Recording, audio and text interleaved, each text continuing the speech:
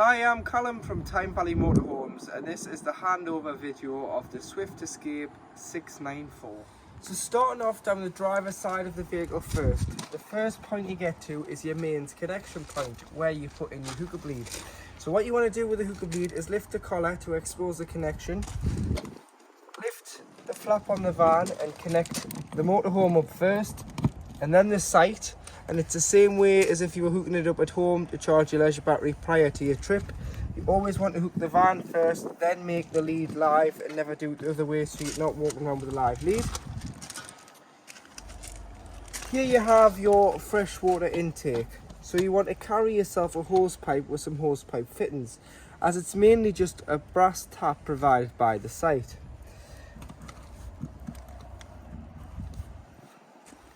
So this is lockable with a habitation key. So you've got one for the door, one for the water.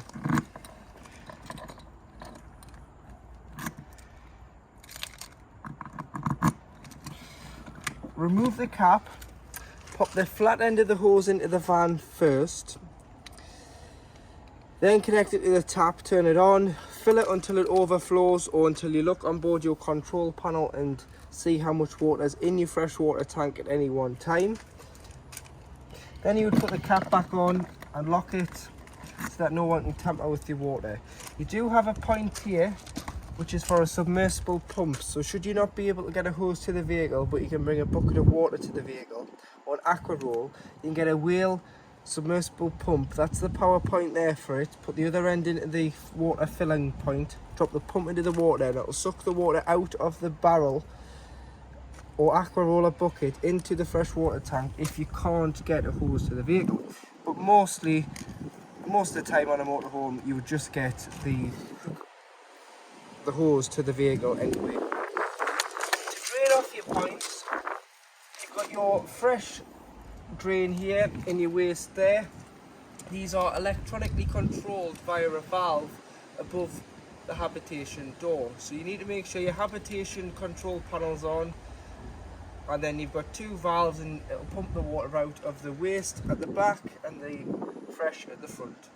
Make sure these are fully drained off in the winter to avoid any water freezing and causing any damage when we're in the colder temperatures where they can freeze and form ice and split tanks and pipework because it's just plastic.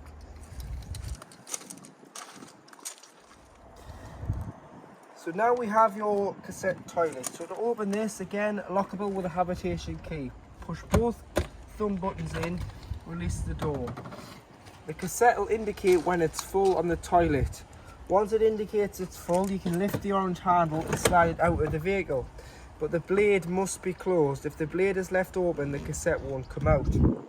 Slide it out, you can either carry it at the front or you can wheel it to the disposal point on site, and you want to find the Elson point. That's where you put your waste for your toilet down, the Elson point. Remove the grey cap, pop that to the side for a moment. Start to pour the contents of the cassette out, and as you pour it, press this button in. It allows a bit of air and stops it plugging. Tip the contents of the cassette out. Once you've done so, there's a tap there, put some water in, give it a rinse, tip out again, followed by a capful which is 120 ml of chemical, toilet chemical. Can be blue, can be green. Ask the sites which they prefer, because now the sites are wanting, some sites want green because it's more environmentally friendly for their waste tanks than the blue. A capful in the toilet, a little bit of water once you put it back in, and it's good to go. But if the blade was left open, the cassette won't lift out. But as it's come out there now, it is open, so the cassette is free to come out the side of the motorhome. Two fridge vents. Heating flue for your heating and hot water systems. This is Truma flue, so just make sure that's always obstruction free and it is never blocked. It allows fumes out more on gas than it does electric. And at the back you've got your LPG locker, so liquid petroleum gas. So again, push both buttons in and open the door. In here you can fit two 6 kilogram gas bottles, and they want to be propane, not butane. Butane will freeze in the winter, whereas propane you can use all year round. So make sure you're looking out for your red, orangey coloured bottles. This is my test bottle just to show you gas appliances working on board. To connect the pigtail, which is the pipe from the regulator at the back, to the bottle, on this model, or should I say on this particular vehicle, it is a hand tighten thumb wheel, so you don't need a spanner. You just need to tighten it up, left to tighten, right to loosen, opposite ways with it being gas. 1 or 2 turns of the bottle on the top, and make sure that the centre of the bottle is strapped in. It's very important that you have the bottle strapped in and turned off when you're driving, so that it doesn't cause any damage or it doesn't leak or anything like that. It needs to be securely fastened in and turned off for you and other road users' safety. You have got space for a spare at the back, which is another 6. If the crash valve goes off, which it tells you here on the yellow sticker, you press this green button in for 10 seconds to do a reset on the crash valve. But that is your gas cage on this vehicle. So 2 bottles will fit. Once one bottle's empty, right to loosen, left to tighten, opposite ways with the being gas. Take the pigtail off, put it on the spare bottle, exchange the empty bottle. On the back panel of the vehicle, you've got your high level brake light, followed by your reversing camera. And then you do have your fuel bike rack, so you pull this down.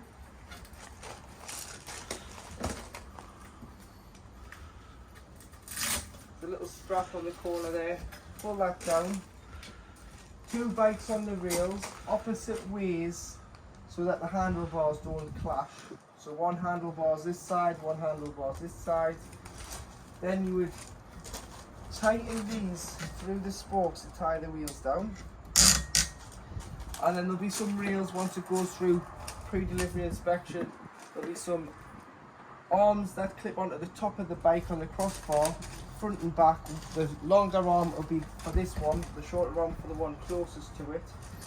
And then we do recommend that you put some sort of bike lock around your bikes when you're leaving the van unattended, so that your bikes aren't taken off the back of your motorhome. When you're not using it, push it up. There's that little strap there which you can put on to stop it from falling down when in transit. And at the bottom you've got 4 parking distance sensors, followed by a tow bar with 13-pin tone electrics. So on the back corner of the passenger side of the vehicle, you do have your garage area. So you've got your carpets supplied with a brand new hookah blade, your on and winding handle there. So you do have places to store your deck chairs, your tables, your windbreaks, your barbecues, whatever you want to travel with you for your holidays, you can put in the back of the garage here. To operate the Fiamma F45 awning, the on and winding handle clips in here at the back. And then you wind it out until you can reach inside of the front of the canopy, which is here for the legs. So this is more like, on a motorhome, is more like a sun shade rather than a traditional one on a caravan, because an awning on a caravan has sides, whereas this just has a roof. So once you can reach inside of here, you don't want to go any further because you don't want to put too much weight on the legs. So hand at the top, hand at the bottom, pull it forward, loosen the nut off, adjust the height, tighten, and do exactly the same on the other side of the awning. So hand on the top, hand on the bottom, pull it towards you, adjust and tighten. Always have one leg slightly shorter than the other, so if there's any rain it doesn't pool in the middle of the canvas, it can camber off the side. And then if you need an air awning or extra space, which are great things, on the front there's an inbuilt sea rail, which is where you connect your awning to the side of the van. You don't use this sun canopy awning. You put it in here, you blow the tent up, and you've got an enclosed space for the dogs, the kids, if you're on a site for a week. But top tip with the awning, don't use it in wind speeds over 15 miles an hour. Peg your feet out. You can buy storm straps, which are like a ratchet strap, which hold it down a little bit better.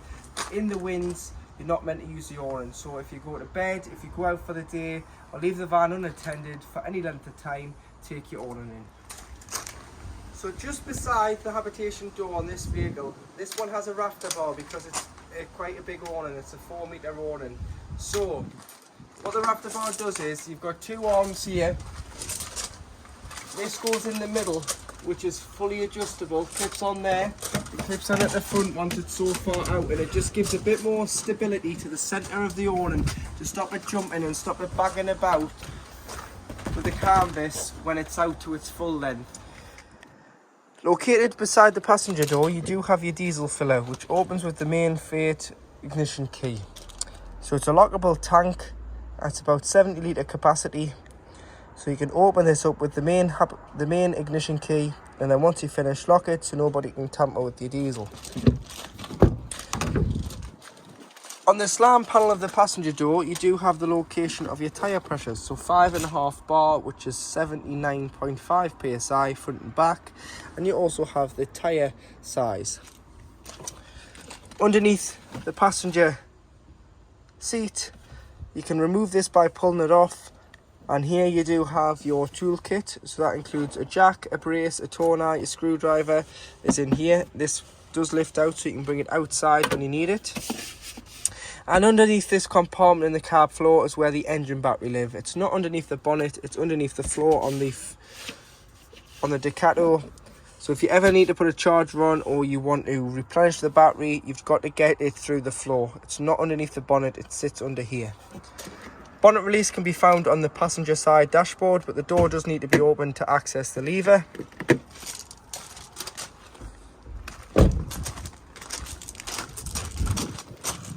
Catch in the centre. And then under here you do have the main fluid you're going to need is your screen wash, which is located in the top corner of the driver's headlight. Lift this panel off, 3 tabs, power steering fluid and coolant, clutch and brake fluid, oil filler and your dipstick there for checking your levels. Paint codes on this sticker here, should you ever need it. Weight plate here, so let's cover the chassis number. 3,700 kilogram gross vehicle weight, 5.5 ton train weight, front and back axle weights. If you wanted to jump start the vehicle, because the battery's underneath the floor, this here is your earth, so this is where your black clip goes to. This is your air filter. Put the key or a screwdriver just in here and lift this back because this locks. This is your positive terminal for giving or receiving a jump start. So that's where you would clip your red jump lead or boost pack onto, and your black one onto there for giving or receiving a jump start on the vehicle. So coming into the vehicle, you'll want to turn on your 12-volt control panel to get power. So if you press here, this is your master switch. So this turns a 12-volt system on from the leisure battery. If you hooked up, you'll get this little icon here. It tells you from on the side the freshwater and the wastewater levels. So there you can see we've got some fresh water on board but no waste. When you use any taps, toilet or shower, you've got to turn the pump on, which is this one here, to get a pressurized flow of water, otherwise you'll get nothing out the pipelines. And then you've got various light settings. So you've got interior lights, your dimmer lights and your awning light, which are all then individually switched around the van. Coming to this side, if you use the up and down arrows, here you can turn your tank heaters on, which is this button here, the middle one. You turn them on if you're away in the winter and it's going to freeze overnight and temperatures are going to drop to freezing. It stops the water in the fresh and the waste tank from freezing.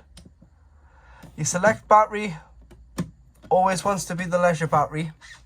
However, you can select the vehicle battery, and when you're hooked up, it'll charge the engine battery. But when using it, you always want this to be leisure, so just make sure it says there battery L and not battery V. Otherwise, if you're wild camping, you'll flatten the engine battery and you'll not be able to drive off if you're not hooked up.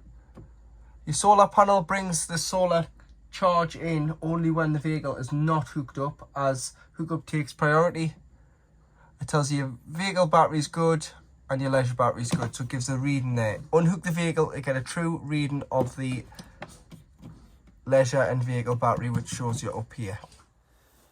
To operate your heating and hot water system, which is through Truma, so this is your Truma digital control panel, using the toggle in the centre of the screen here, you would press enter, and you'll notice flashing you've got a van with a thermometer in. This is the room temperature of the vehicle. So if you press enter again, you can have it all the way to off. Selecting your temperature, it goes to the highest point of 30 degrees. And then once you're happy, you need to confirm this by pressing the toggle in. So that has set your room temperature. Next, we've got your hot water. So you've got a thermometer in some water, making sure that you do have water in the boiler first. If you don't, then you need to have this set to off. And then should you have water in, you can either use the eco setting, which is 40 degrees of heating the 10 litres in the boiler, 60 degrees of heating the 10 litres of water in the boiler, or boost, which is a half an hour function and turns the heating off and puts all the heat to the water. So prioritises the hot water. But for this, we'll just say hot, and again you would press enter. Now you've got which energy source you're on. So you've got a gas bottle and some electricity symbols there. So depending on what energy source you have available to you will determine what you use. So first it'll show you gas, which you'd use if you're wild camping and weren't hooked up. You'd have to use your gas to heat your water and your vehicle.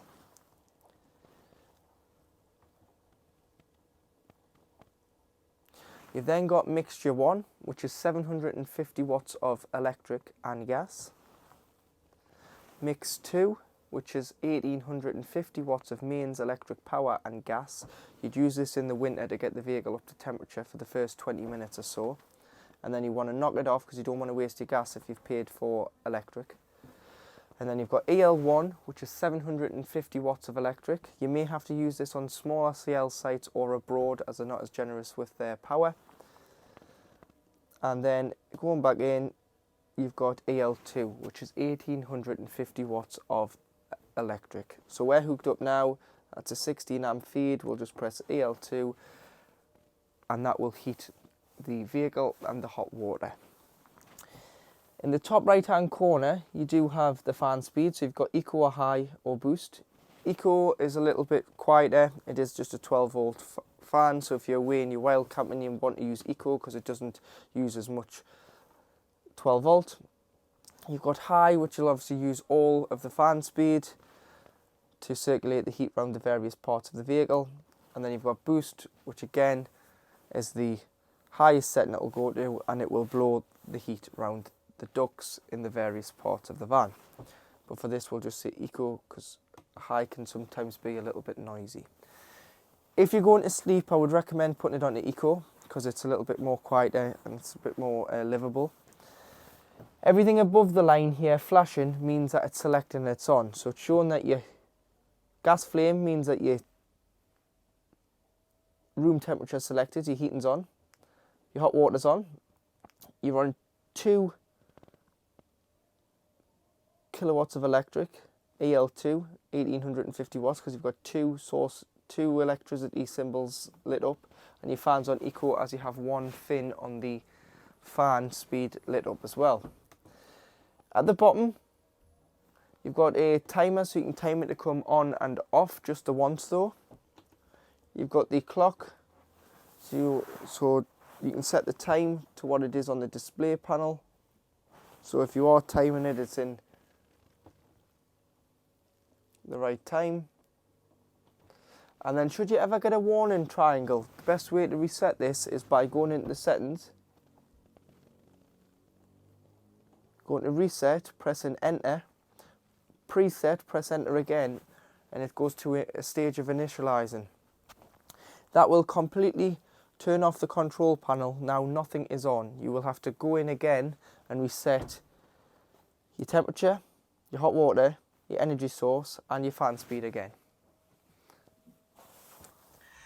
When it's time to empty your water tanks out, you've got fresh and waste.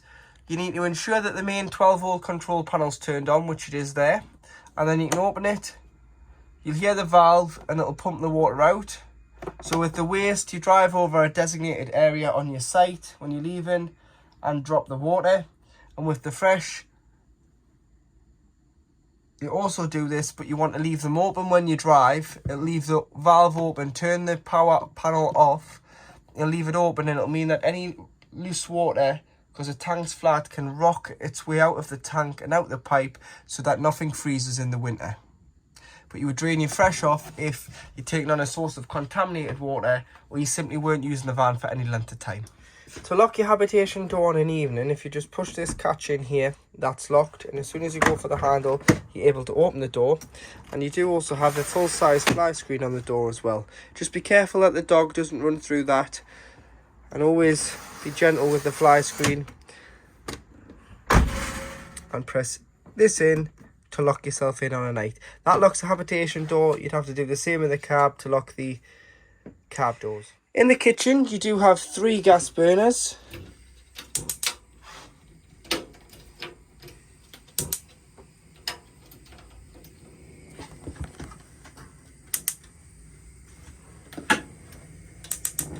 So there you have all 3 lit. Allow them to cool before you put the glass lid down, otherwise you may shatter the glass if it's still too hot. So allow it to be cool enough to lay your hand upon before putting the lid down. Underneath on your Thetford cooking facilities, which is your hob, your grill and your oven, you do have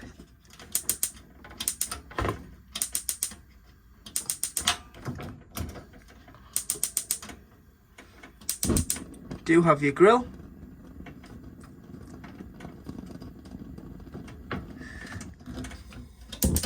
And under the grill, you do have the oven.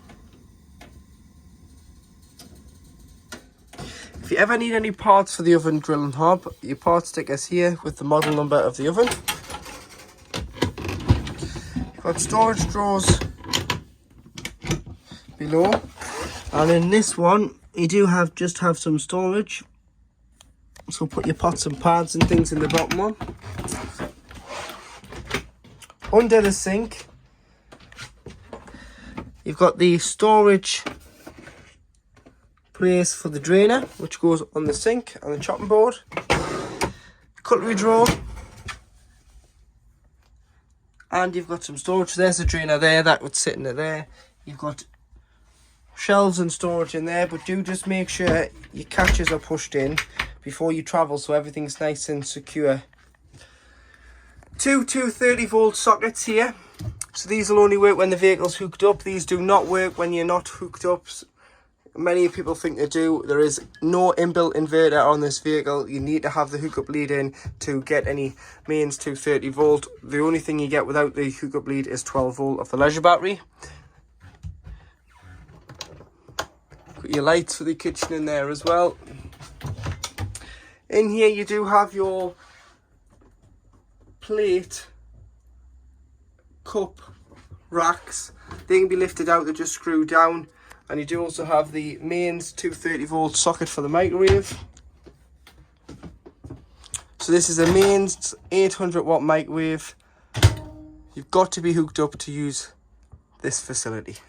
At the back of the van, you do have your island bed, which slides forward, and the bit at the back pushes in, so it makes the bed bigger. If you pop that in like so, it makes the bed bigger. So you can still get round it, but during the day it pushes in so that you get a little bit more space to get round the bed. And you've got the wardrobe with your table, leg and top in there, which goes in the front.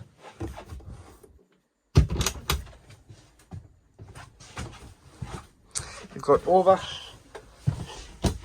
cab storage. You've got a table extension piece here which goes into the side of that table to make it bigger when dining. Your bike rack arms, your fridge vents are in there. Push the catch in to open the overhead lockers, and you've got your storage. And then you do have 2 little switches which are your individual reading lights above the headboard in the bedroom. Underneath the bed, you do have some storage, which you can access the back garage section and this front section here. But in the corner, you've got your gas isolation valves. So you've got a green one, which is your grill, hob and oven. You've got a blue one, which is your fridge, and you've got a red one, which is your water heating system / boiler. So any problems with gas, turn the bottle off to be safe, but you can isolate each individual source here. But these are mainly for when the vehicle is habitation service. So you can see at the moment, these are in the open position as demonstrated, and then you would just turn them the other way like so, and that's in the closed position. However, you don't really need to close them off. If there was any problems with any gas appliance, if it was me personally, I'd be turning the bottle off as you're isolating the source of gas. Once the bottle's off, there is no gas left in the vehicle because it's all powered off the gas bottle. So now in the washroom, to operate the toilet, you press the blue button on the top, which gives you a fresh water flush. So press and hold. A little bit of flush in first before opening the blade, which is this grey lever here on the side. So open the blade up, use the toilet. Once you've finished using the toilet, flush it. Your flush comes from your freshwater tank, so you can't put any pink liquid in. However, you can use the pink liquid in an empty spray bottle, dilute it with water, keep it in here in the toiletry cabinet or down beside the toilet, spray the bowl, flush, works all the same, just you can't dilute the water source coming to the toilet. And once you've finished, you want to close the blade. Always get into the habit of closing the blade, and then when the toilet indicates it's full with a red light, you'll be able to drag it out the side of the van.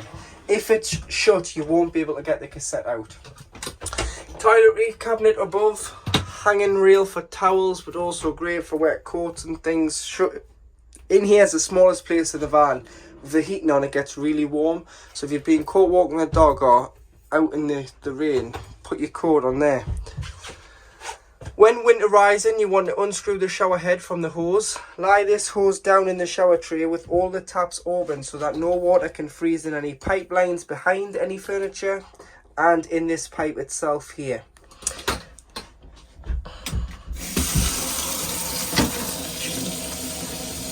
This shows you that your water source is working, and that water there is red hot.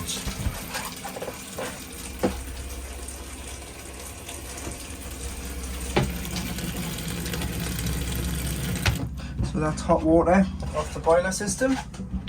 Underneath you've got some more toiletry space, but do just be careful with what you clean. The toilet, the plastic tray, all the walls, anything in here with. Soapy water in a microfiber cloth is good enough. No bleach, no scale resin, no harsh chemicals, because you will damage the finish of the plastic lined washroom.